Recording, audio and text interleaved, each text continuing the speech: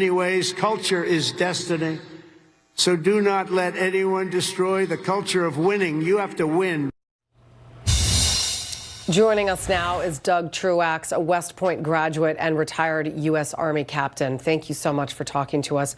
Every year, the president goes and speaks to the West Point graduates, and he has a really important message for them this time. Specifically, he wants to raise the morale among the military and give them hope, knowing that they're going to be serving this country and that those Americans in this country will appreciate the sacrifices that they make. Do you feel like that message is lost nowadays in America? Well, it can be, and it certainly has been previously. And thanks for having me on today. It was really great to watch that commencement speech. And it's been 33 years for me, but I still remember the day very clearly. It's a great day, a great week leading up to that with your family and your friends, and then you throw your hat in the air, and what a relief it is to get through. It's a lot of effort, a lot of blood and tears, sweat goes into getting you there, and so I'm thankful that those guys got through, those men and women got through.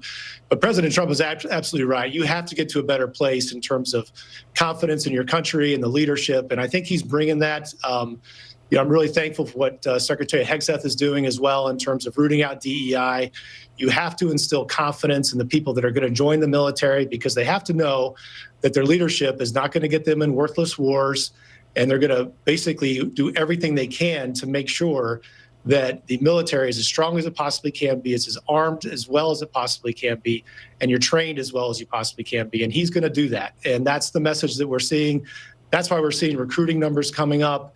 It's a super important day for our country here, Memorial Day, to think about all the people that have lost their lives. So we have to be in a place as a country supporting our fellow citizens. There's a bunch of them that have signed up to go downrange, go into combat on our behalf, and we have to do everything we can. And I think President Trump is seeing that. He's doing that, and so is Secretary Hegseth. And I, for one, am very thankful that they're doing those things. Yeah, a lot of people tend to say the words Happy Memorial Day. And I think a lot of people need to remember that this is a day to remember our fallen heroes and to pay thanks to those veterans who lost their lives and to the families who lost their loved ones and paid the ultimate sacrifice in order for us to have our freedoms that we have today. So we remember today, and we honor history, and we honor those who came before us to allow us to celebrate Memorial Day today. I want to hear more from President Trump. Here he is at the West Point commencement address, touting West Point cadets. Let's listen.